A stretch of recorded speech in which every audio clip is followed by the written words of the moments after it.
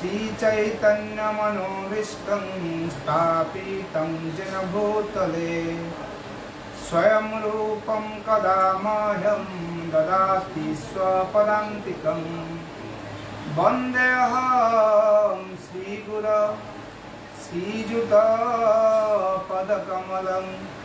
श्रीगुरून् वैष्णवांश्च श्रीरूपं साग्रजातं सहगणा रघुनाथ नितान्तं सजीवं साद्वैतं सावधूतं परिजनसहितं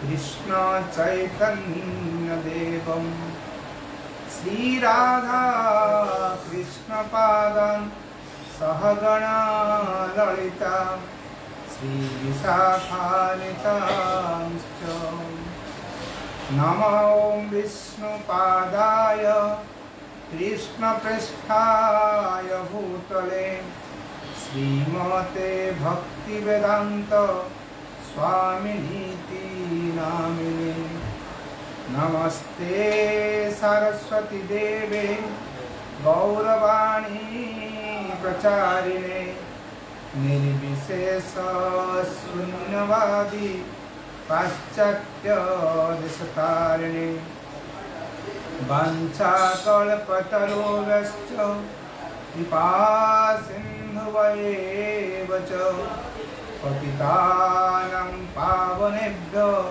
वैष्णवेभ्यो नमो नमो नमो महावदानाय कृष्णप्रेम प्रदायते कृष्णाय कृष्णचैतन्यनाम्ने गौरतीसे नमः हे कृष्ण करुणा सिंधु दीनबंधु जगत्पते गोपेश गोपिका कांत राधाकांत नमस्तुते तप्त कांचन गौरांगी राधे वृंदावनेश्वरी वृषभानुसुते देवी प्रणमामि हरिप्रिये जय श्री कृष्ण चैतन्य प्रभु नित्यानंद श्री अद्वैत गदाधर श्रीवासादि गौरभक्तवृंद हरे कृष्ण कृष्ण कृष्ण हरे हरे हरे राम राम राम हरे हरे नमो विष्णुपादाय कृष्णप्रेष्ठाय भूतले श्रीमते जय पताका स्वामिनीति नामिने नमो आचार्यपादाय हिताय कृपा प्रदायिने गौरकथा धामदाय नगर ग्राम तारिणे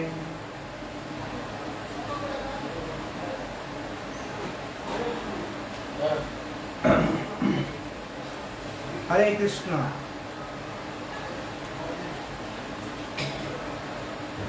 हम लोग नरसिंह कथा का आज चौथा दिवस है। हम पहले दिन शुरुआत किए थे भगवान कैसे कौन से बोलছে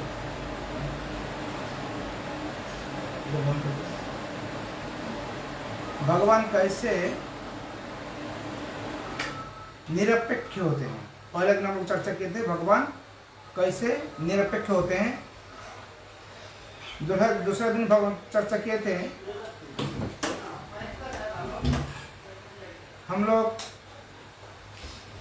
कैसे हिरण्यकशिपु ने कैसे हिरण्यकशिपु और हिरण्यक्ष का जन्म हुआ, उनका जन्म वृत्तांत, उनका पास्ट हिस्ट्री।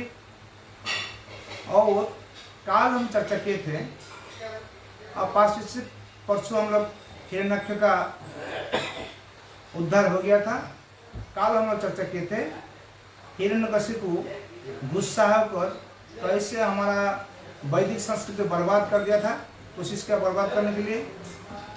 और हम चर्चा किए थे कैसे हिरण्यकशिपु अपना रिश्तेदार लोग को, अपने मम्मी को, अपना भाई के पत्नी को कैसे समझाया कि देखो इस संसार में हम लोग नदी में जैसे एक साथ पानी आते हैं, कितना कुछ नदी में भास कर आते हैं, एक साथ मिलते हैं और वहीं से कब और थोड़ा पानी में कहीं इधर उधर चले जाते हैं। जैसे तूफान आता है, तूफान में कहाँ कहाँ से धूला आकर एक साथ होते हैं और थोड़ा बाद धूला और कहाँ चले जाते हैं। जैसे हम एक रेस्टोरेंट में एक साथ बैठते हैं, खाते हैं, इसके बाद जिसका जब टाइम होता है चले जाते हैं। जैसे हम सोच सकते हैं ट्रेन में कितना आदमी कहाँ कहाँ से जुड़ते हैं, अपना अपना जगह होने ट्रेन से उतर जाते हैं। ऐसे बहुत शास्त्र का एग्जाम्पल देकर हिरण्यकश्यप में समझाएं कैसे इस संसार हम लोग का, हम नित्य है, हमारा शरीर अनित्य है और अनित्य शरीर के लिए हम ज़्यादा सोचना नहीं चाहिए। हम हमारा जो नित्य शरीर है उसके लिए सोचने से हमारा कल्याण होगा और जो चीज़ अनित्य है उसको लेकर हमको सोचना नहीं, उसके लिए न सोचती न काम करती, तो आकांक्षा भी नहीं करना चाहिए। हमारे गीता की वाणी हम सुना हिरण्यकश्यप मुँह से। इसके बाद वो क्या किया ना, सारे ब्रह्मांड तक घूमते घूमते भगवान विष्णु को पकड़ने के लिए घुसा। हर जगह में ढूंढ कर कहीं विष्णु नहीं मिले, नहीं मिलकर विष्णु को बाद में देखा गया उन्होंने वो हिरण्यकश्यप का नाक का अंदर एक छोटा कीड़ा होकर घुस गए और सारा ब्रह्मांड में हिरण्यकश्यप उनको नहीं मिले। हिरण्यकश्यप विष्णु को ढूंढ नहीं पाए और जब ढूंढ नहीं पाए वो सोचे कि हो सकता है विष्णु मर गए, हो सकता है सुसाइड कर लिए, नहीं कोई भाग गए कहाँ, हम तो इतना ढूंढना कहीं नहीं मिले। इसका मतलब है अभी हमारा काम हो गया, जितना मंदिर था विष्णु का मंदिर, सारे विष्णु का मंदिरों में उन्होंने क्या किए, अपना मूर्ति बैठा दिए और शास्त्र जितना था ब्राह्मण लोग मंत्र उच्चारण करते थे, सारे मंत्र का जहाँ विष्णु का शब्द व्यवहार होता था वो विष्णु का शब्द हटाकर वहाँ पे हिरण्यकश्यप का नाम बैठा दिए। मतलब पूरा दुनिया को उल्टा दिए हैं। अभी वो सब करने के बाद भी उनका मन में उनका गुस्सा नहीं गया और वो सोचते हैं नहीं, हमारे जो शक्ति है अभी, हम तो इस शक्ति से हम विष्णु को मार सकते हैं, क्योंकि विष्णु अभी हम हमारे डर से भाग गया। नहीं तो हमारे भाई को मारने आया था, हम भी कोशिश करने से हमारे पास आता था मारने के लिए, हम उसको मार देंगे। इसीलिए हमारा शक्ति है वो शक्ति विष्णु का शक्ति से बहुत ज़्यादा है, इसीलिए विष्णु डर गए। ठीक है, लेकिन हमको क्या करना पड़ेगा, हम ब्रह्मा बनना पड़ेगा। उनका दिमाग में घुसा था जब हम ब्रह्मा बन जाएंगे, इसका मतलब ब्रह्मा ने सृष्टि स्थिति और प्रलय का देव होते हैं और हम क्या करेंगे, जब सृष्टि स्थिति और प्रलय को हम कंट्रोल करेंगे उसके लिए हमको तुरंत क्या करना पड़ेगा, ब्रह्मा ही बनना पड़ेगा।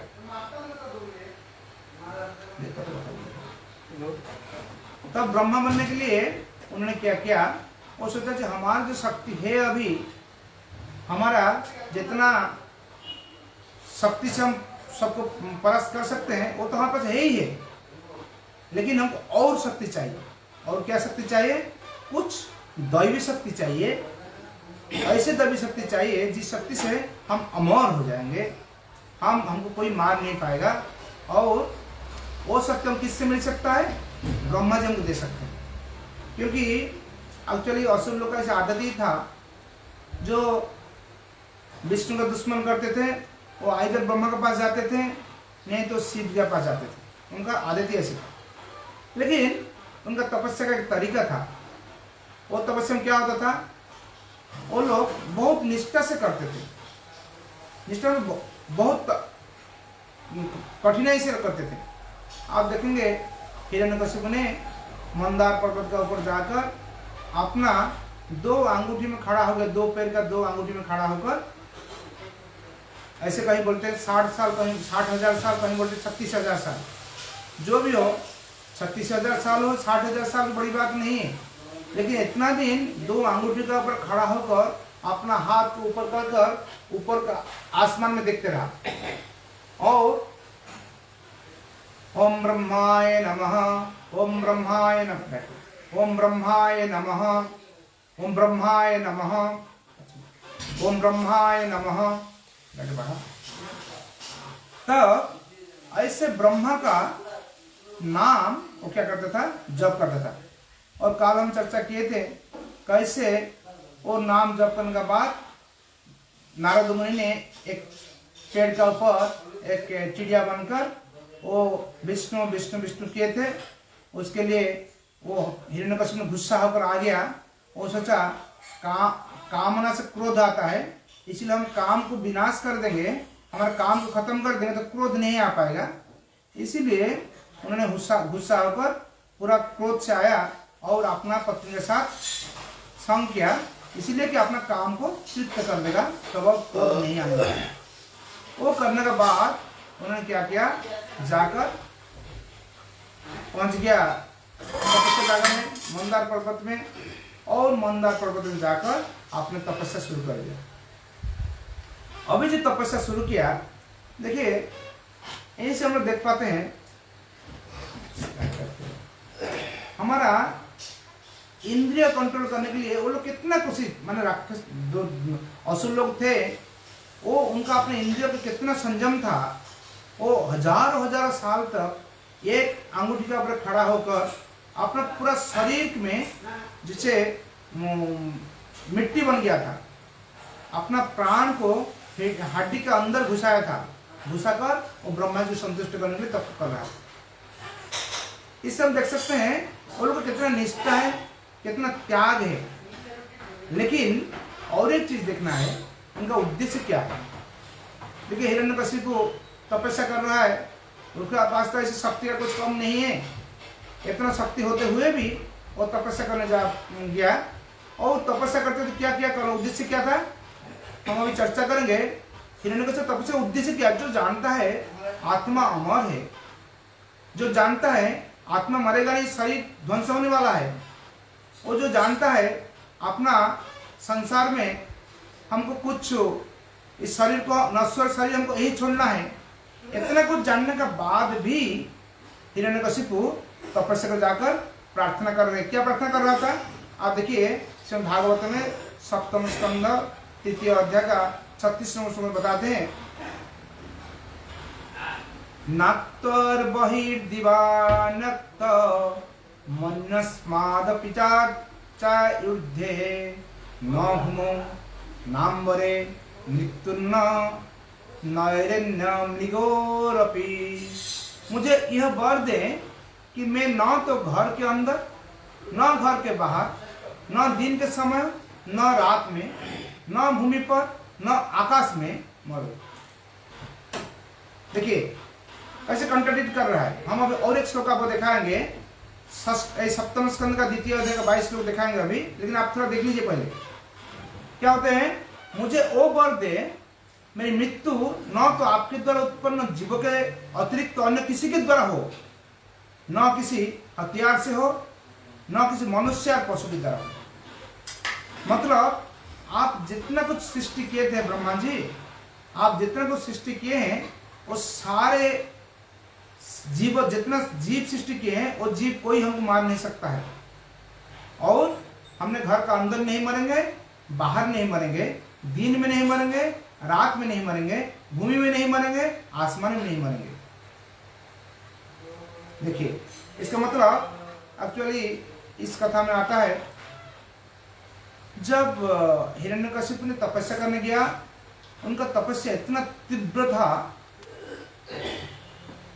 तीव्रता इतना ज्यादा था, उनका सिर से आग निकलता था, और आग का वेग इतना ज्यादा उसका तप्त था, जैसे बोलते जब सृष्टि प्रलय का समय आता है तब हमारे सूरज उगते हैं ना, सूरज दिन में जितना धूप देते हैं, ऐसे 12 सूरज का धूप एक साथ में होगा, और इस संसार में जितना मिट्टी हम देखते हैं सारे मिट्टी गैस हो जाएगा, मतलब जल जाएगा। सारे मिट्टी जल जाएगा, मतलब कितना ताप, प्रखर ताप होने से मिट्टी जल जाएगा। और ऐसी स्थिति हुआ था जब हिरण्यकशिपु ने तपस्या कर रहा था, और जब तपस्या में चले गए थे तब देवता लोग बहुत खुशी हो गई, जाओ हो अब ये तपस्या में चला गया, हम लोग स्वर्गपुरी राज करेंगे। ये राज क्या करेंगे? तपस्या का इतना तेज आया, वो तेज से स्वर्गपुरी में आग में जलने लगा, स्वर्गपुरी में आग पहुंचा, ब्रह्मलोक तक आग चला गया। और देवता लोग जाकर ब्रह्मा को प्रार्थना की, अरे कुछ कीजिए कीजिए, नहीं तो हमारा हालत खराब हो गया। लेकिन इधर आप देखिए मूड क्या, देखिए जो हिरण्यकशिपु जो मूड होता है वो कैसे होता है ना, हम तपस्या करेंगे और ब्रह्मा बनेंगे, ब्रह्मा से वर मांगेंगे और वर मांगकर क्या करेंगे, हम खुद ब्रह्मा बनेंगे। इससे हमें पता चलता है जैसे असुर लोग का चिंतन कैसे होता है।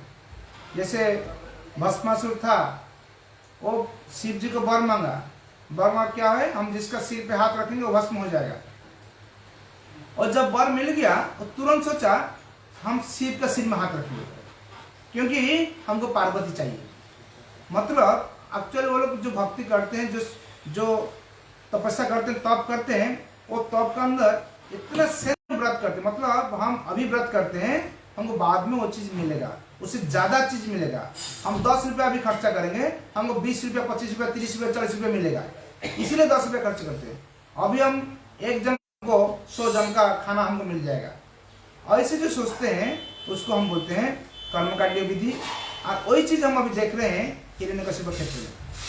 हिरण्यकशिपु इतना कठोर तपस्या कर रहा है, तपस्या का उद्देश्य है ब्रह्मा जी को संतुष्टि करना है। ब्रह्मा जी को संतुष्टि करने का बाद क्या रिजल्ट क्या आने वाला है ना, हम ब्रह्मा ही बनेंगे। देखिए हम किसी संतुष्ट करते हैं, मतलब अभी हम आपका दास है, दासोस्मि दासोस्मि दासोस्मि, लेकिन हम बाद में क्या हो गए, सोस्मि, हम प्रभु बन जाएंगे। कब प्रभु बनेंगे, जब तपस्या का फल मिल जाएगा, हमको जब वर मिलेगा, हम बोलेंगे हम अभी आपका चेयर में बैठेंगे, आपका कुर्सी में बैठेंगे, आप फिर कुर्सी छोड़िए। वो होता है वही असुरों का चिंतन, उनका तपस्या का ऐसे फल होता है। अभी जो योग का सिस्टम चलता है, अभी हम लोग जो योग करते हैं, वो योग में जो एक्सरसाइज, बड़ी एक्सरसाइज दिखाता है, उससे शरीर को तो सुस्त रखेंगे और कुछ प्राप्त होने का नहीं है। जब शरीर के सुस्त रखेंगे, जब जो करते हैं वो जो उस टाइम में सत्यलोक में वो हर आदमी करते थे, वो घर की बात है। इसीलिए उस टाइम में जो योग करते थे, मतलब वहाँ पे जो योग का बात बोलते हैं, वो योग का बात कहाँ आता है ना, कैसे हम योग के माध्यम से बहुत कुछ ज्यादा प्राप्त करेंगे और वो प्राप्त करने के बाद हम और ज्यादा भोग करेंगे। मतलब हमारे भोग करने का वासना इतना तीव्र होता है, हम योग का उद्देश्य होता है भोग। अभी देखिए हम लोग द्वितीय अध्याय का 22 नंबर श्लोक देखेंगे। हिरण्यकशिपु क्या बोल रहा था, अभी वो बोल रहा था हमको वो चाहिए वो चाहिए, लेकिन 22 नंबर श्लोक में क्या बोल रहा है ना, अपने रिश्तेदार लोग को दिखाकर वो बोल रहा है, देखिए आत्मा या जीव की मृत्यु नहीं होती। जब अपना भाई का मृत्यु में जो शोक कर रहे थे, उनको समझा था, वो क्या समझा था, आत्मा और जीव की मृत्यु नहीं होती, क्योंकि वो नित्य तथा अव्यय है। आत्मा नित्य है, अव्यय है, भौतिक कर्म से मुक्त होने के कारण ये भौतिक या आध्यात्मिक जगत में कहीं भी जा सकता है।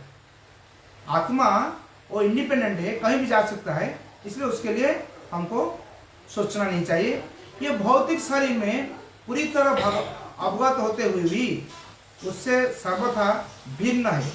वो शरीर को प्राप्त करता है अपना इच्छा को पूर्ति करने के लिए, लेकिन वो शरीर से भिन्न होता है और अपनी किंचित स्वतंत्रता के दुरुपयोग के कारण उसे भौतिक शक्ति के द्वारा उत्पन्न सूक्ष्म स्थूल शरीर धारण करने होते हैं और इस तरह तथाकथित भौतिक सुख तथा दुख सहना होता है।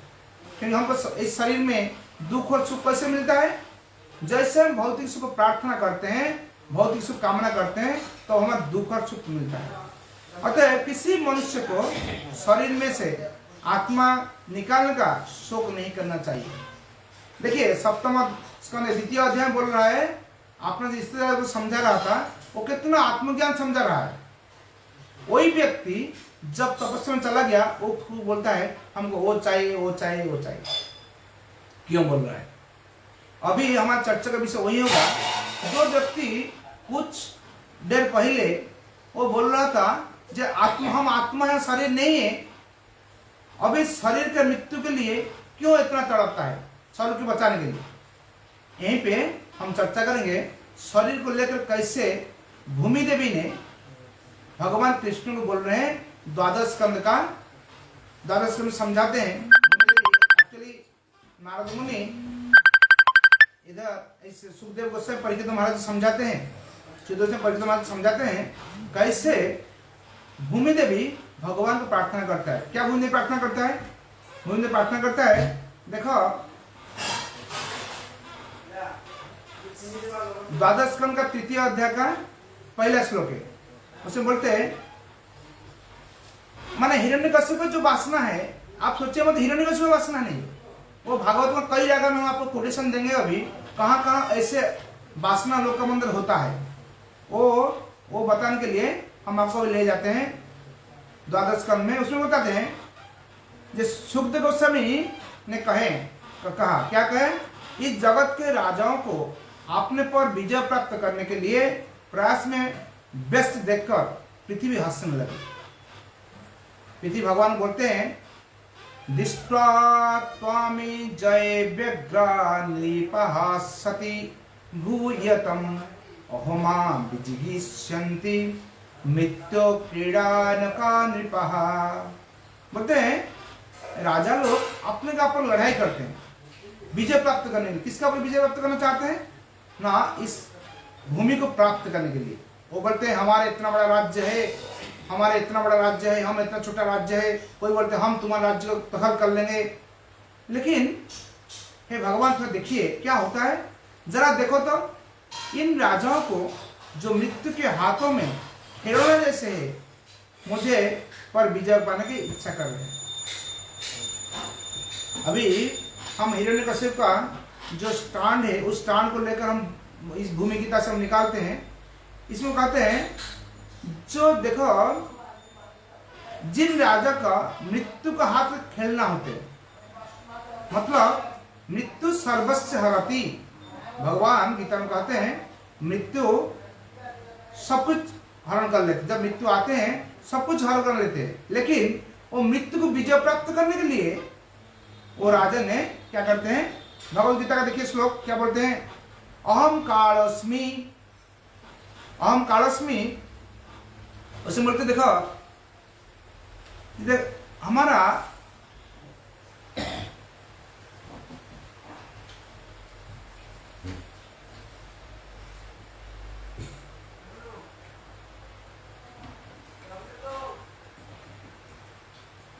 जब सुखदेव गोस्वामी बताते हैं जब इस राजा लोग बहुत फाइट करते हैं। क्यों फाइट करते हैं ना, फाइट इसीलिए करते हैं कि वो लोग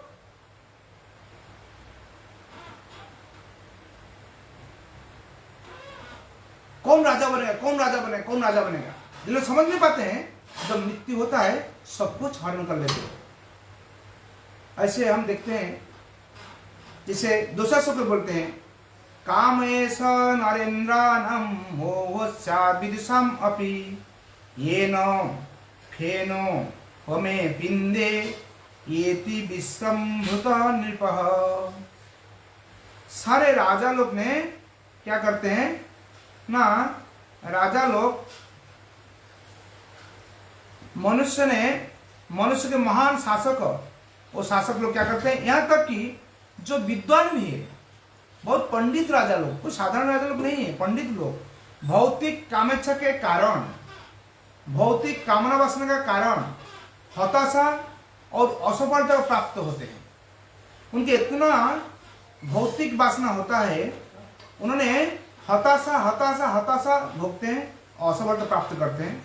ये राजा काम से प्रेरित होकर, काम मतलब डिजायर, मतलब इतना हमको वो करेंगे, वो सब सोच कर मांस के मृतपिंड में, जिसे हम शरीर कहते हैं, जो शरीर हम अब धारण किए हैं वो एक मृतपिंड है। जब तक आत्मा उसका अंदर है तब तक शरीर को हम एंजॉय कर सकते हैं, जब तक आत्मा चला जाता है तो मृतपिंड पड़ा रहता है। तो क्या करते हैं, आध्यात्मिक आशा और श्रद्धा रखते हैं, यद्यपि भौतिक ढांचा जल पर तैरते फेन में बुलबुला का समान क्षण भंगुर है। जैसे पानी में बुलबुला होते हैं और कभी बनते कब टूटते किसी को पता नहीं चलता है, ऐसे ही हम क्या करते हैं इस संसार में हम लोग जो मनुष्य शासक लोग, राजा लोग, विद्वान लोग क्या करते हैं आकर ऐसे ही लड़ाई करते हैं अपने में। अपना मांसपिंड मतलब शरीर के मांसपिंड से तुलना किए हैं और मांसपिंड को वो बढ़वा देने के लिए, तो समझ नहीं पाते हैं कब उनका क्या हालत होगा। अभी इसके कंसर्न में हम आपको एक स्टोरी बताएंगे महाराज जजाति का। जजाति, अब जजाति स्टोरी इसीलिए बताते हैं, जजाति कैसे अपना वार्धक्य अवस्था को अपना पुत्र को देकर पुत्र से यौवन अवस्था लिए थे। मतलब एक राजा अपने बुढ़ा हो गए लेकिन तब भी उतना उनका यौन वासना इतना ज्यादा है और यौन वासना पूर्ति करने के लिए वो क्या किए, खुद अपना पुत्र को अपना वार्धक्य देकर वो खुद की क्या करते हैं ना यौवन उनसे लेते हैं। वो श्लोक का पहला हम आपको स्टोरी थोड़ा बैकग्राउंड बताते हैं, नहीं समझ नहीं पाएंगे। एक बार एक राजा थे जिसका नाम भागवतम का 9वें स्कंद में आता है कथा, 9वें स्कंद का 8वां अध्याय कथा है। राजा विश्वपर्व थे। राजा विश्वपर्व ने उनका एक लड़की थी जिसका नाम शर्मिष्ठा थी। शर्मिष्ठा ने बहुत इनोसेंट थी लेकिन बहुत गर्मी थी, मतलब गुस्सा होती थी जल्दी। एक बार क्या हुआ, वो शर्मिष्ठा अपना हजारों सखी लोग को लेकर वो राज्य का जो बगीचा होता है, बगीचा में वो लोग ऐसे घूमते हैं। शाम को घूमते घूमते उनका साथ में देवजानी भी थी। देवजानी होते हैं जो देवगुरु शुक्राचार्य का बेटी है। और एक साथ में वो घूमते घूमते बात करते करते अभी एक बहुत बड़ा झील आया, तालाब आया। जो झील आया ह्रद उसको बोलते हैं, उसका अंदर वो लोग नहाने के चले गए। उनको मजा आया, अभी गर्मी का दिन है तो नहा लेते हैं। जब नहाने के लिए वो उतरे तब नीचे उतरने के बाद अपना सारे वस्त्र को वो पानी के ऊपर रख दिए और नीचे नहाते गए और सारे लड़के लोग आपस में पानी में खेल रहे थे। एक अपर को पानी दे रहे थे, वो उनका ऊपर पानी दे रहे थे, ऐसे कर खेल रहे थे। खेलते खेलते तुरंत देखे दूर से भगवान शिव ने अपना नंदी के ऊपर पार्वती को लेकर इस रास्ते में आ रहे हैं। जब शिव को देखें वो सारे शर्मिंदा हो गए क्योंकि वो लोग पानी में ऐसे कोई वस्त्र निर्वस्त्र थे। इसलिए तुरंत क्या किए, वो सारे उठकर शर्म से वो कपड़ा पहनने के दौड़कर आए। जब आए तो शर्मिष्ठा गलती से देवजन का कपड़ा पहन लिया। जब शर्मिष्ठा देवजन का कपड़ा पहन लिया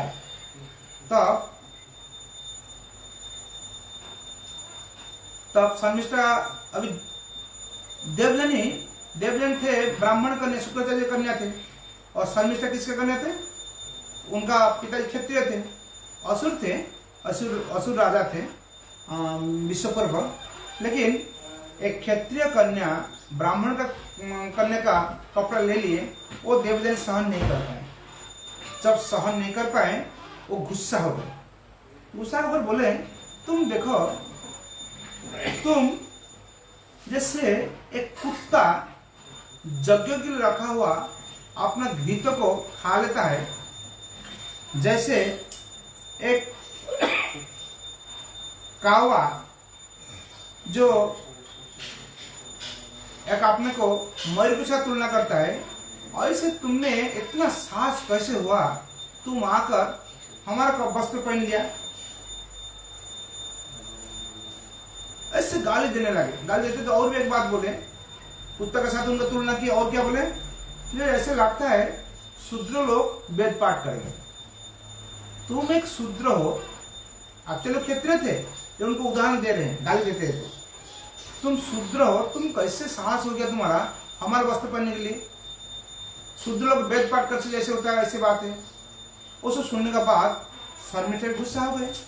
देवयानी जैसे उनको गाली दिए, शर्मिष्ठा बोले अरे तुम तो एक भिखारी है, ब्राह्मण मतलब भिखारी होते हैं, तुम भिखारी है, तुम हमारा ऊपर निर्भरशील है, हमारे राज्य में रहते हो, हमारे राज्य में रहते और हमारे खाना खाते हो और तुम हमको गाली देते हैं।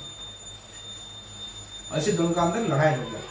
जब लड़ाई हो गया, वो शर्मिष्ठा तो राजा का बेटी थी, उनका साथ बहुत सखी लोग थे, इसलिए तुरंत क्या किए, शर्मिष्ठा देवयानी को उनका वस्त्र निर्वस्त्र कर दिए और एक कुआं में उनको फेंक दिए।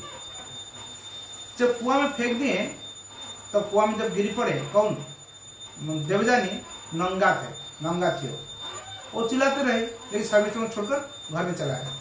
सारे सखी लोग लेकर आ गए। अभी शर्मिष्ठा अंदर चिल्लाती रही तो दूर में एक राजा जा रहे थे जिसका नाम जजाति है। महाराज जजाति जब उधर जा रहे थे, वो तुरंत कोई स्त्री लोग का जब क्रंदन सुने, वो उधर आए। ऐसे उनको तो पानी पीने का इच्छा था, लेकिन वो कुआं में तो पानी था नहीं। लेकिन वो जब क्रंदन सुनकर आए, आप देखकर उनको आश्चर्य हुआ, इतना सुंदर लड़की है, ऐसे कुआं में कैसे गिर गया। तुरंत उनको अपना जो वस्त्र, ऊपर का वस्त्र होता है, उत्तरी होता है, उनको दे दिए, दुपट्टा दे दिए। देने के बाद जब वो थोड़ा लज्जा निवारण किए, कौन, देवयानी, और उनका वो हाथ ऊपर दिखाए देवयानी, और वो हाथ में पकड़कर उनको कुआं से निकाले। जब निकाले देवयानी, जब कुआं से निकाल गए, अभी उनको चांस मिल गया। वो तुरंत महाराज जजाति को बोले, देखिए आप हमारा हाथ पकड़े, हाथ पकड़ने मतलब आप हमको शादी कर लिए, अभी आज से आप हमारा पति है, हम आपका पत्नी है। तब जजाति बोले, अरे आप ब्राह्मण कन्या है बोलते हैं, ब्राह्मण कन्या कैसे हम शादी करेंगे। इसलिए शास्त्र में ऐसे वर्णन है, दो प्रकार का शादी का पंथा है, एक प्रतिलोम, एक अनुलोम। अनुलोम पंथा क्या होता है, वो नीच कुल का लड़की उच्च कुल का लड़का के साथ शादी होता है, उसको अनुलोम बोलते हैं। अनुलोम मतलब इस स्टैंडर्ड है, चलता है। लेकिन उच्च कुल का लड़की नीच कुल का लड़का को शादी करेगा, वो प्रतिलोम होता है। ऐसे जनरली वैदिक सिस्टम में अप्रूव्ड नहीं है। अभी स्थिति ऐसे हो गया, क्योंकि क्या हुआ ना, लड़की थी ब्राह्मण, लड़का थे क्षत्रिय, वैसे क्षत्रिय को ब्राह्मण लड़की शादी करेगी। लेकिन वो तो एकदम जिद कर लिए, बोले देखिए दैव जोग है, आप अपना हाथ पकड़े, हम दूसरा कोई पुरुष का हाथ अभी स्पर्श नहीं करेंगे, शादी करना तो आपका साथी करना है, आप शादी कीजिए। इसके बाद जब जजाति बोलते नहीं नहीं हम कैसे शादी करेंगे, आप तुमको बचाने के लिए हम तुमको उठाया, कैसे शादी करेंगे। इसके बाद देवयानी ने उनको एक बात बताई, बोले देखिए हम अभिशप्त है, हमको बृहस्पति का लड़का कच ने हमको अभी श्राप देकर गए हैं। क्या श्राप दे हैं ना, हम कभी कोई ब्राह्मण को शादी नहीं कर पाएंगे, हम क्षत्रिय के साथ हमारा शादी होने वाला। क्योंकि देवगुरु बृहस्पति का लड़का कच, वो आए थे शुक्राचार्य जी के पास अपना मंत्र सीखने के लिए। जो मंत्र शुक्राचार्य के पास होता था लेकिन बृहस्पति के पास नहीं होता था, वो मृत्यु संजीवनी मंत्र। वो जो मंत्र होता है, कोई युद्ध में मर जाते हैं, उनको बचाने के लिए वो मंत्र बोलने से वो बच जाते हैं। वो बहुत जरूरी था, क्योंकि देवता असुर लोग का युद्ध तो होते रहता था। इसीलिए वो क्या किए, वो कच्छ जो आए थे वो बृहस्पति का लड़का है, लेकिन वो शुक्राचार्य का शिष्य बने थे। जब शिष्य बने थे वो ज्ञान आहरण कर लिए थे, लेकिन वो देवयानी उनका ऊपर इतना आकृष्ट हो गए थे, आकर्षित हो गए थे। देवयानी बोले हम आपको शादी करना चाहते हैं, किसी को, कच्छ को। लेकिन कच्छ बोले अरे हम तो किस लक्ष्य में आए, हम तो मंत्र सीखने आए, हम तो शादी करने थोड़ी आए हैं। इसके बाद वो जब शादी करने ना बोल दिए तब वो क्या किए, तुरंत श्राप दे दिए। कौन, देवयानी श्राप दिए कच्छ को। क्या श्राप दिए ना, तुम हमको शादी नहीं करता ना, तुम जो मंत्र सीखने के लिए इधर आया है सारे विफल हो जाएगा, तो कोई काम नहीं लगेगा।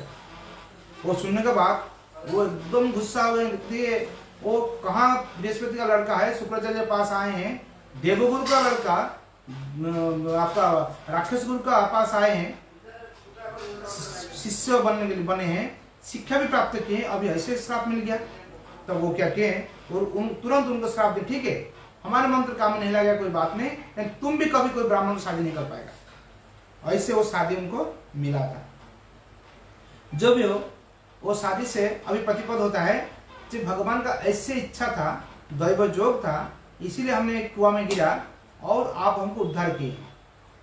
इसका मतलब और दैव जोग को भगवान का आशीर्वाद समझकर दोनों को शादी किए। वो बात चला गया किसका पास, शुक्राचार्य जी के पास। जब शुक्राचार्य के पास गया, शुक्राचार्य ने बहुत गुस्सा हो गया राजा के ऊपर, अपना लड़की ऐसे कर दिया और वो आप तुरंत वहीं से निकाल गए राजा को श्राप देने के लिए। लेकिन वो निकालते निकालते जो शर्मिष्ठा ने जाकर घर में बताया बात क्या हुआ था। इसलिए विश्वपर्व जो राजा थे वो समझ गए थोड़ा अपना लड़की का जो काम हुआ थोड़ा ज़्यादा हार्श हो गया, ज़्यादा कड़वा हो गया। इसलिए उन्होंने क्या किया, वहीं से तुरंत वो अपना गुरु के पास दौड़ कर गए वो अपराध मार्जन करने के लिए। जब विश्वपर्व आए उनका घर में, तब वो शुक्राचार्य निकालते थे, लेकिन वो जानकर पहले विश्वपर्व पहुंच गए उनका घर में, जो हमारा लड़के ऐसे गलती किया, आप हमको माफ कर दीजिए। और इतना उनको उन्होंने विनय किए, उनका इतना प्रार्थना किए, उनका गुरु खुश हो गए। किसका ऊपर, राजा का ऊपर खुश तो हो गए, लेकिन लड़की तो पूरा गुस्सा में है। इसलिए वो इशारा किए लड़के के पास, लड़की को प्रार्थना किए। कौन, राजा विश्वपर्व ने। प्रार्थना करने के बाद लड़की ने बोले देखो जो भी हो गया, एक शर्त है। क्या है ना, आज से हम शर्मिष्ठा हमारा दासी बनेगी, जब तक हम जिंदा रहेंगे शर्मिष्ठा हमारा दासी बनने वाले हैं, और उनका साथ में जितना दासी सारे हमारे दासी बनेंगे। अभी जब जजात के साथ उनका तय हो गया शादी, तब जजात के साथ शर्मिष्ठा भी अपने पिताजी का बात सुनकर, जैसे ऐसे शर्त सुनकर वो भी शर्मिष्ठा मान लिए कि जो गलती हो गया वो देवजानी का दासी बन गई। और दासी के हिसाब से वो सारे जजाति के पास चले गए। और जजाति क्या किए ना, जजाति ने वो देवजानी जजाति को बताया देखिए एक शर्त है। शर्त क्या है, आप शर्मिष्ठा के साथ कभी एक साथ में नहीं सोना है, मतलब उनका साथ कोई संग नहीं करना, क्योंकि वो हमारा दासी है। तो जजाति कुछ बोले नहीं, लेकिन ऐसे वो बोले, देवजानी को बोल कर दिए। अभी दोनों चले गए कहाँ, राज्य में। चले जाने के बाद शर्मिष्ठा का कुछ दिन बाद जजाति का देवजानी का बच्चा हुआ। वो देखकर शर्मिष्ठा ने बहुत उनका काम भाव हुआ। वो राजा को एक बार एकांत में प्राप्त होकर वो उनको प्रार्थना किए। राजा ने सुने सब कुछ बात और सोचे ठीक है, देवजानी ने हमको बताया था, हम तो कुछ उनको वचन नहीं दिया, और शर्मिष्ठा इतना सुंदरी है, राजकुमारी है, तब उनका साथ संग किए। संग करने के बाद देवजानी का 2 पुत्र हुए, यदु और तुर्वसु। जदु और तुर्वसु। और शर्मिष्ठा का गर्भ से 3 लड़का निकाले, 3 लड़का जन्म लिए थे। एक पुरु, एक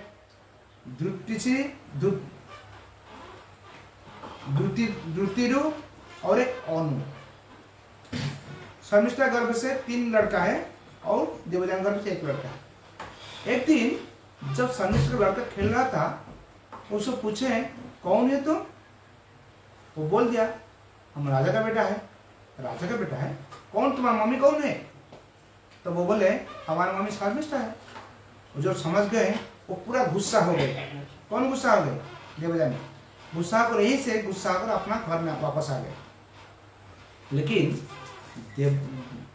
जजाति ने इतना उनके पास आकर्षित थे, वो वहीं से उनका पीछे आकर उनका पैर पकड़ लिए। किसका? देवजानी का। लेकिन देवजानी तो गुस्सा में है, वो आए घर के अपने पिताजी के पास आ गए। वो भी राजा के पिताजी के पास आए। अगर पिताजी क्या बात हो गया भाई? पिताजी गुस्सा से बोले तुमको जैसे ऐसे बोली थी हमारी लड़की, तुम क्यों ऐसे काम किया? ठीक है, तुमको हम श्राप देते हैं, तुम वृद्ध बन जाओ, 100 साल के लिए तुम वृद्ध बन जाओ। जब वृद्ध बन जाओ बोल दिए तो वो तुरंत वृद्ध हो गए। वृद्ध होने के बाद अभी देवजानी क्या करेंगे? देवजानी तो उनका पति अभी वृद्ध हो गए, उनका साथ कोई अशुभ वो नहीं कर पाएंगे। इसलिए अभी जजाति ने उनको प्रार्थना की, बोली आप रास्ता निकालिए, जैसे नहीं तो आपका पुत्री तो दुखी हो जाएगी। पुत्री दुखी भी हो गई। अभी आपस में लड़ाई करते करते अभी उनका भी नुकसान हो गया। वो सुनकर उनके पिताश्री बोले शुक्राचार्य, ठीक है, काम करना, तुम अपना कोई बेटा तुमको 100 साल देगा, अपना वो वृद्ध बनेगा और तुम युवक बनेगा, तब हो सकता है। वो बोलकर वो क्या किए, अपने बेटा का पास गए।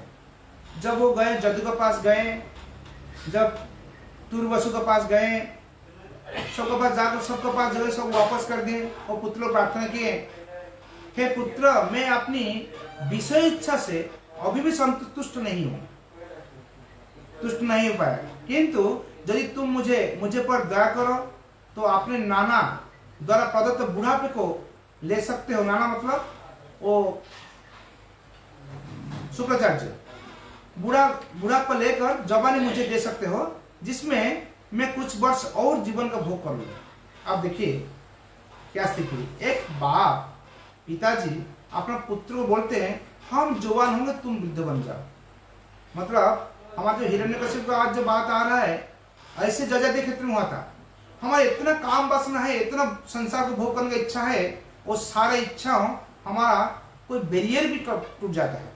अभी जजाति में इतना बेशर्म है, इतना बेशर्म है महाराज जजाति, और अपना बीबी को मतलब अपना बीबी को भोग करने के लिए उनका पुत्र को बोलते तुम वृद्ध बनो, हम जो बनो। ऐसे कहानी आता है। हम इसलिए कहानी को जोड़ा क्योंकि उससे संबंध है। होने के बाद अभी आपको हम एक छोटा स्टोरी बताते हैं। वो स्टोरी आता है भागवत चतुर्थ स्कंद में। हम श्लोक में नहीं जाएंगे, श्लोक में बाद में जाएंगे, लेकिन स्टोरी आपको बताते हैं तब आपको समझ पाएंगे हम क्या कहने जाते हैं। स्टोरी में बताते हैं महाराज, एक्चुअली महाराज पुरंजन महाराज का राज्य में एक बार नारद मुनि आए हैं। नारद मुनि तो समझाते हैं, बोलते देखो, नारद मुनि जब बैठे हैं, नारद मुनि एक संत बैठे, नारद मुनि एक संत बैठे थे। उस संत को एक राजसभा में संत बैठे थे। पूरे दिन के बाद हम थोड़ा बाद में ले आते हैं क्योंकि एकदम मिक्सअप हो जाए, समझ नहीं पाए। वो संत ने, कई लोग आते थे आशीर्वाद लेने के लिए। एक बार उनका पास एक साधु व्यक्ति आए आशीर्वाद लेने के लिए। जब साधु व्यक्ति आए हैं, साधु के पास एक राजकुमार है। जब राजकुमार आए तब साधु व्यक्ति उनको आशीर्वाद देते हुए बोले चिरंजीव भव।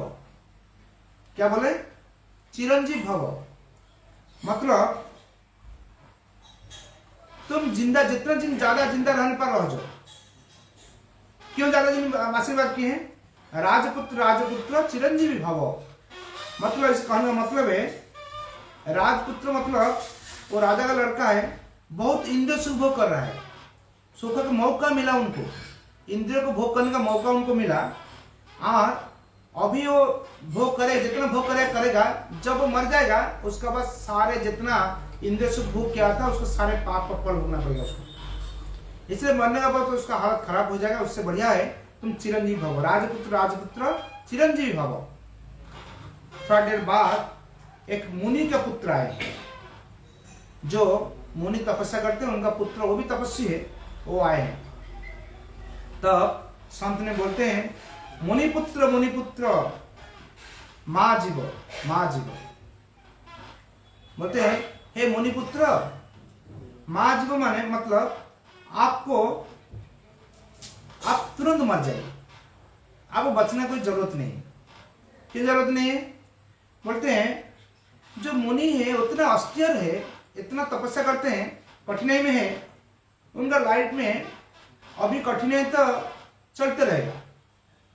उससे बढ़िया है वो मर जाएगा अभी तो वैकुंठ प्राप्त हो जाएंगे। मुनि कहाँ जाएंगे? वो वैकुंठ में जाएंगे, तो वैकुंठ में उनका आनंद में रहेंगे। इसलिए अभी तुरंत मर जाना चाहिए। माँ जीव। इसके बाद एक शिकारी आया। जब शिकारी ने आया, वो भी संत को प्रार्थना किया। जब प्रार्थना के संत ने उनको आशीर्वाद दिए। क्या आशीर्वाद दिए? तुम माँ जीवो माँ मरो, माँ जीवो माँ मरो, मतलब तुम मरना नहीं, बचना नहीं। तुम मरने का कोई मतलब नहीं, बचने का कोई मतलब नहीं। क्यों ऐसे बोले हैं? क्योंकि इधर समझाते हैं, तुम जितने दिन बचा रहोगे तुम पाप करते रहोगे, क्योंकि तुम तो शिकारी है, शिकार करते रहोगे और वो मजबूरी है तुम्हारा। इतना तुम गरीबी है, तुम शिकार करना ही पड़ेगा। और तुम जब मर जाओगे तब क्या होगा? मरने के बाद तुमको पाप का फल भोगना पड़ेगा। इसलिए तुम बचने से कोई फायदा नहीं है, मरने से भी कोई फायदा नहीं है। तुम बचने से जितने दिन बढ़ेगा इतना पाप तुम्हें बढ़ते रहेगा। मरने के बाद ही तो पाप का फल भोगना पड़ेगा। न जीव न मरो। और एक भक्त आए, वो भी आशीर्वाद लेने आ गए। जब भक्त आ गए उनको वो संत बोलते हैं, जीवबा मरोबा। बोलते क्या? जीवबा मरोबा, मतलब तुम बच भी सकते हो, मर भी सकते, कोई फर्क नहीं पड़ता तुम्हारे लिए। देखिए, पहले जो राजपुत्र क्या बोले? चिरंजीव भवो, मतलब बचा रहो, तुम मरो मत। और मुनि पुत्र क्या बोले? तुम जितना जितना जल्दी हो मर जाओ, जिन्हें बचा रहने का कोई तुम्हारा कोई फायदा नहीं है। और जो शिकारी उनको क्या बोले हैं? तुम जियो मत, मरो ही मत। मरने से कोई फायदा नहीं, बचा होकर कोई फायदा नहीं, दोनों नुकसान ही है। और अभी जो भक्त हैं उनको क्या बोलते हैं? जीवोबा मरोबा, मतलब तुम मर सकते हो, बच सकते हो, क्योंकि तुम अभी जब तक बच्चा रहोगे, जिंदा रहोगे, भगवान सेवा करते हो। जब मर जाओगे क्या होगा? वो भगवान सेवा करना है और दूसरा कोई काम नहीं तुम्हारा। ये तुम अभी जो करते हो वही सेम चीज करना है, तुमको कोई फर्क नहीं पड़ता है। मतलब वो स्टोरी हम इसलिए लिया, वो स्टोरी से पता चलता है हमारी स्थिति है कहाँ। हमारा जो उद्देश्य तपस्या, हिरण्यकशिपु तपस्या कर रहा है, तपस्या का एक लक्ष्य है, हम एंजॉय करेंगे, एंजॉय करेंगे। एंजॉय करने के लिए ही वो तपस्या कर रहा है।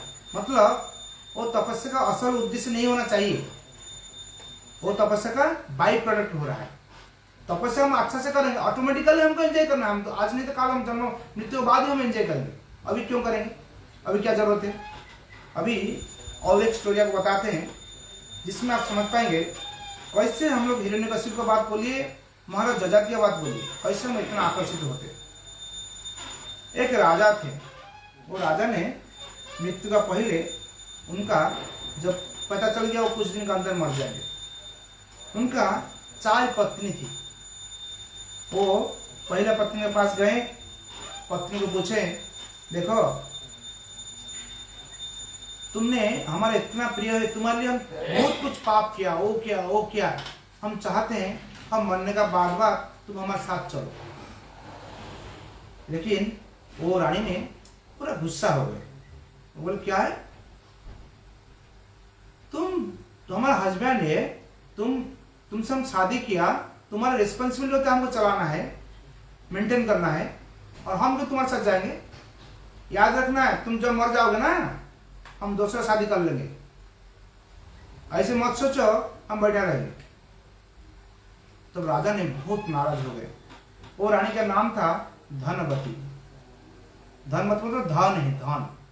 धन संपत्ति के लिए हम कितना कोशिश करते हैं, बहुत पाप करते हैं, किसी को परेशानी करते हैं, कुछ भी नहीं मानते, हम पैसा चाहिए चाहिए चाहिए चाहिए।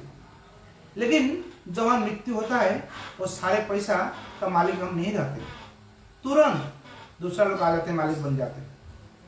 जो संपत्ति का मालिक दूसरा बन ही जाएगा, उसके लिए हमको इतना लड़ाई क्यों करना है?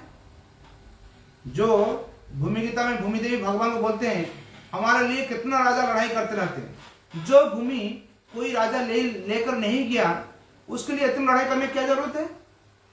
सेम चीज इधर बताते हैं, जी हमारा जो संपत्ति है, धन है, वो धन का मालिक हम तुम नहीं रह पाओगे।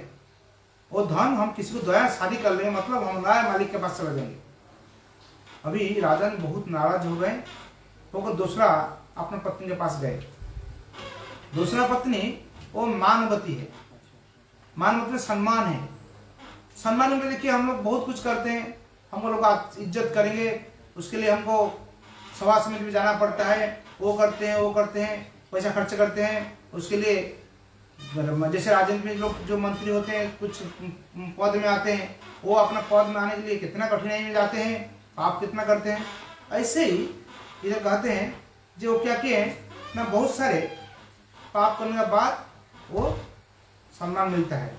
और वो जब उनका पास गए राजा ने, वो सम्मान जो पत्नी है मानवती मान है, वो बोले देखिए हम तो नहीं सकेंगे, आप जो बोलते हैं वो धनवती जो शादी करेगी बोलती है ठीक है, लेकिन हम शादी तो नहीं करेंगे, लेकिन हम आपका साथ जा नहीं सकते, क्योंकि आप मरेंगे आप जाएंगे, हम आपको जब तक आप हमारे साथ थे, हमारे पति देव थे, जो अभी आप नहीं, हम शादी नहीं कर पाए, विधवा हो जाएंगे ठीक है, शादी नहीं करेंगे।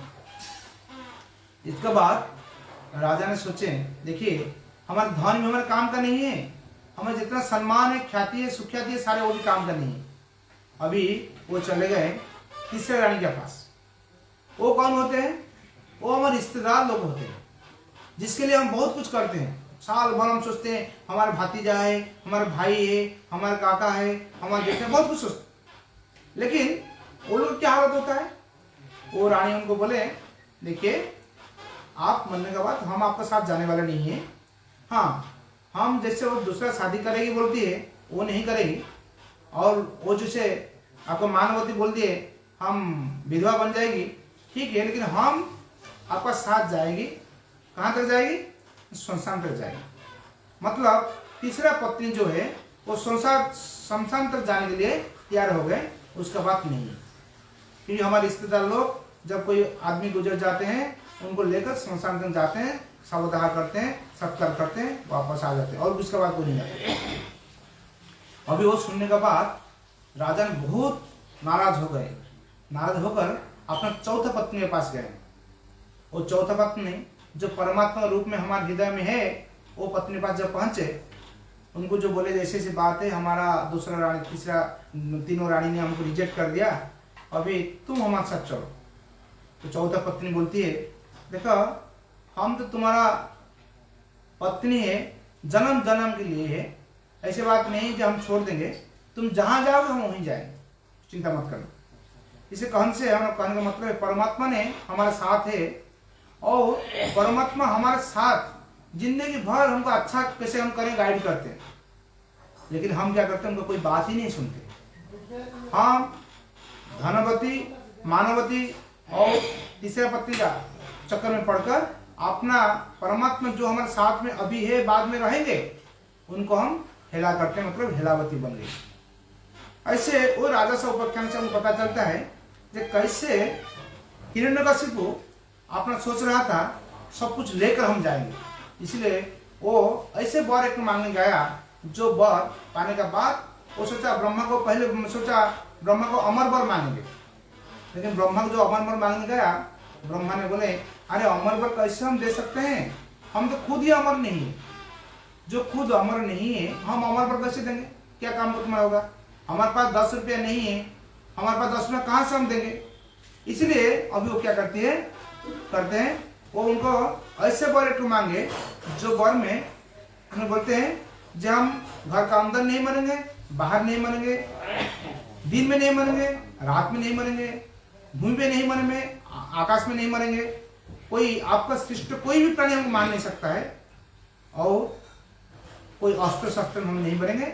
मतलब आपका सिस्टम मतलब क्या, जो देवता लोग होते हैं, कोई तपस्वी लोग होते हैं, वो लोग से हम वो लोग मान नहीं पाएंगे, वो लोग श्राप देंगे, वो श्राप हमारे लिए कोई काम का नहीं होगा। ऐसे वर मांगने के बाद ब्रह्मा ने क्या करेंगे, तथास्तु करते करते उनको जब तथास्तु कर लिए, इसके बाद ब्रह्मा ने चले गए। जब ब्रह्मा ने चले गए तो हिरण्यकशिपु हंसने लगा। क्यों हंसने लगा? उससे देखो ब्रह्मा बुढ़ा हो गए, उनका दिमाग बिखर गया, उनका मेमोरी भी खत्म हो गया, उनका स्मृति शक्ति भी नहीं है, इसीलिए वो समझ नहीं पाते हमको क्या वर देकर गए। वो जो वर अभी हमको दिए हैं वो वर से तो अमर बन ही गया, लेकिन उनको पता नहीं था काल का प्रभाव है। अभी काल के बारे में हम चर्चा करेंगे, काल की इसलिए चर्चा करेंगे जिसे हम अभी चर्चा किया, कैसे आदमी चाहने से अमर नहीं हो सकता है। जितना कोशिश कर लो लेकिन नहीं हो सकते हैं, जितना वासना कर लो। लेकिन कैसे हमारा मृत्यु आता है? मृत्यु भगवद गीता में भगवान 11 अध्याय जब विश्व का वर्णन करते हैं वहीं बोलते हैं, कालस्मि लोकक्षय कृत विद्धो लोकास्ममः तुर्मिह प्रवृतः रीते पीतं न भविष्यन्ति सर्वे ये व्यविस्ता प्रत्यनी के सुयोधा। भगवान कहा, समस्त जगत के विनिष्ट करने वाला काल मैं हूं। यही हमारा पॉइंट को हमको लेना है। भगवान साफ साफ गीता में बोलते हैं, सारे काल मतलब समय के प्रभाव से जैसे लोग उसको उम्र बढ़ते रहता है और समय के प्रभाव से अपना जैसे इंद्र निथर हो जाते हैं, ऐसे ही समय के प्रभाव से हम काल के हिसाब से हम मृत्यु है। हम मृत्यु कैसे है? हम तुम्हारा जैसे कोई आदमी बोलते हैं आई एम 20 ईयर्स ओल्ड, मतलब उनका 20 साल चला गया। कोई बोलते हैं 40 ईयर्स ओल्ड, मतलब 40 साल चला गया। कोई बोलते 60 ईयर्स ओल्ड, 60 साल चला गया। ऐसे काल के रूप में भगवान हमारे काल के रूप में सारे खत्म करते हैं। ऐसे ही हमको कुछ भी वर प्राप्त हो जाए इस संसार में कोई फर्क नहीं पड़ता है, लेकिन काल मतलब भगवान काल का रूप में हमारे सारे चीज को खत्म करते हैं। कैसे खत्म करते हैं वो हमको और एक श्लोक में आपको दिखाएंगे, बताते हैं। नारद मुनि ने प्राचीन वरिष्ठ से बात करने आए। श्रीमद् भागवत में चतुर्थ स्कंद में बताते हैं, चतुर्थ स्कंद में 27 अध्याय के 12 नंबर श्लोक में बताते हैं, जे नारद मुनि क्या बोलते हैं, जे पुरंजन बोलकर एक, पुरंजन मतलब शरीर का साथ तुलना किए हैं। प्राचीन वरिष्ठ का 10 लड़का थे, सारे लड़का ने बहुत तपस्वी बने थे, लेकिन प्राचीन वरिष्ठ जो थे वो बहुत उनका भोग वासना था। इसलिए नारद मुनि ने उनका भोग वासना हटाने के, जो अभी हिरण्यकशिपु का सोचना है वही सेम चीज नारद प्राचीन वरिष्ठ में होता है।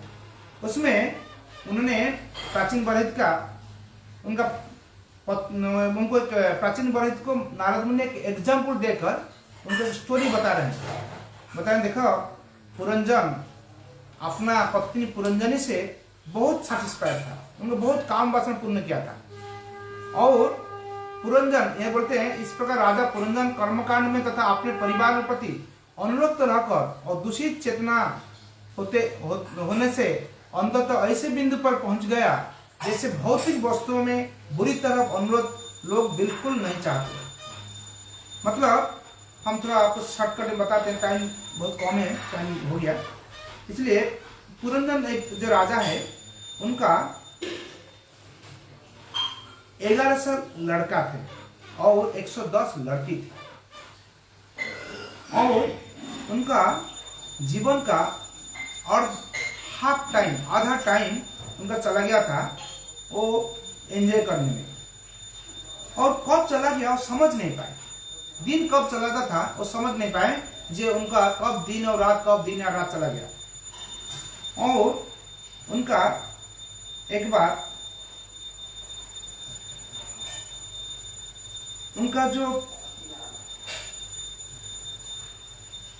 एक युद्ध हो उनका साथ, महाराज पंचल का एक ग्रैंडसन ऑफ पुरंदर ग्रैंडसन, मतलब वो जो लड़का थे 1000 लड़का 110 लड़के सारे शादी दे दिए। शादी देने के बाद वो लोग जो बच्चे हुए वो लोग क्या करें, उनका वो आकर सब भोग करने लगे।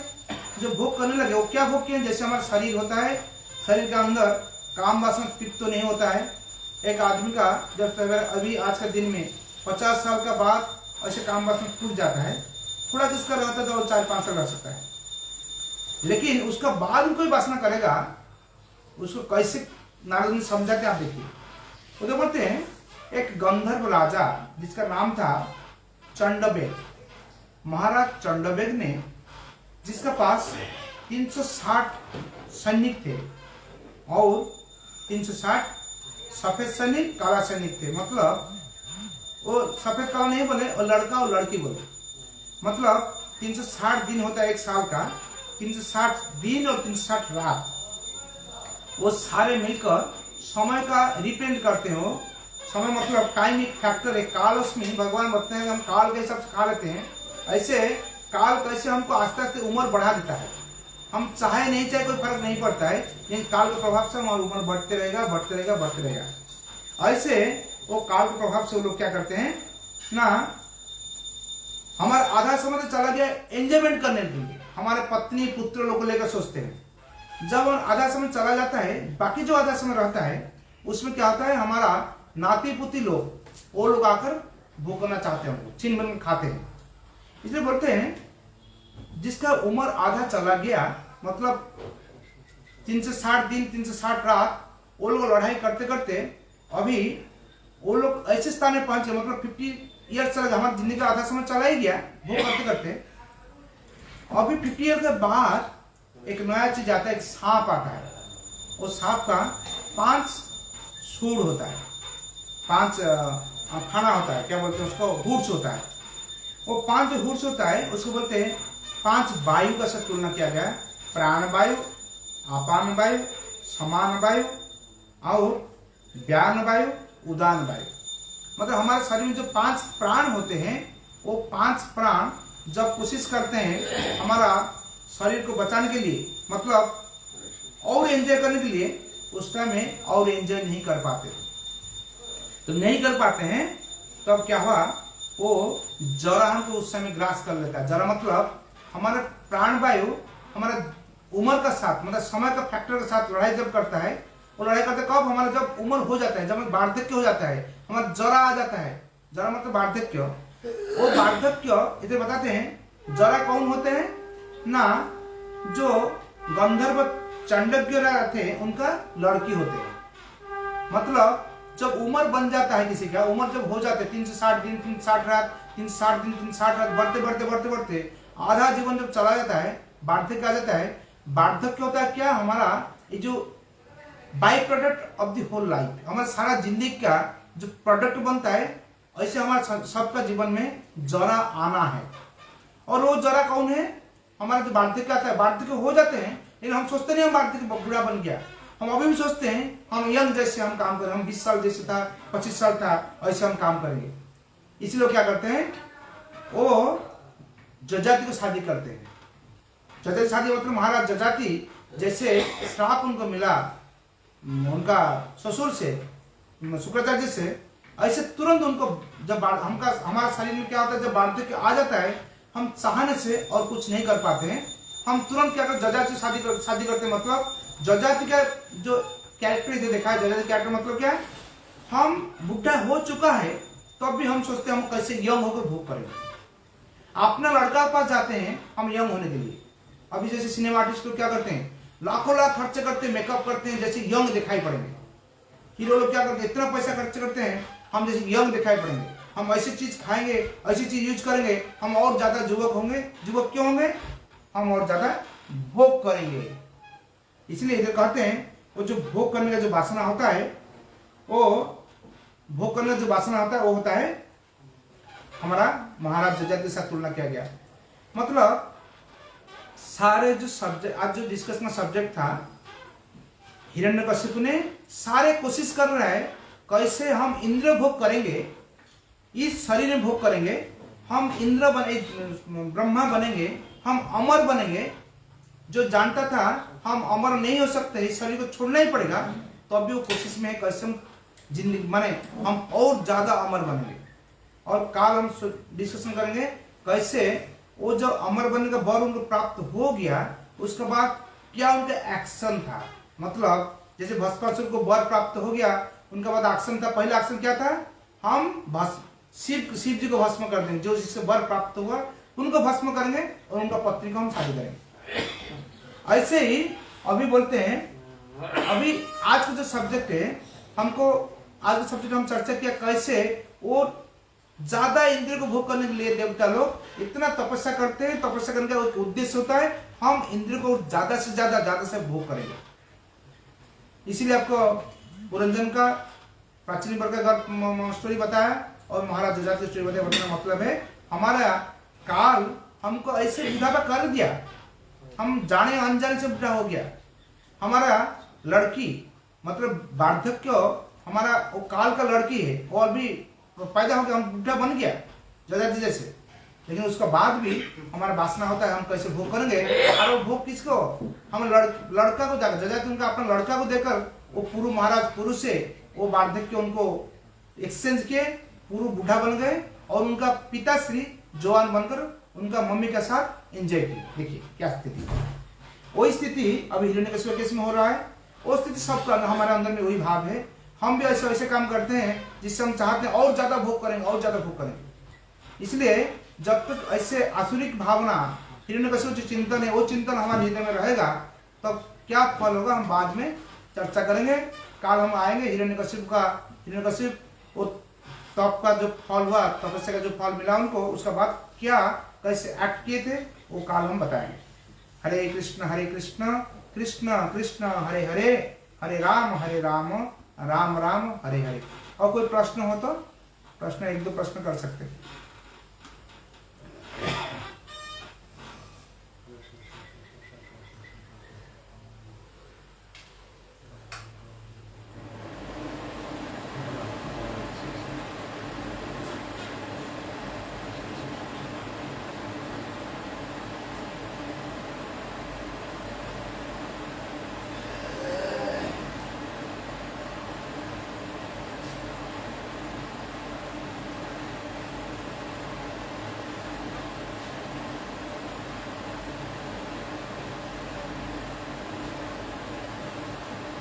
एक्चुअली भगवान ने हमको कुछ इंडिपेंडेंस दिए हैं, स्वाधीनता हमको दिए हैं। हम कुछ सोच सकते हैं, कुछ अपने आप कर सकते हैं। अपना जो भगवान ने जितना हमको शक्ति दी, इंद्रिय दिए हैं, इंद्रिय को हम अपना इच्छा से व्यवहार कर सकते हैं, क्योंकि उनका भगवान ने स्वाधीनता हमको दी है।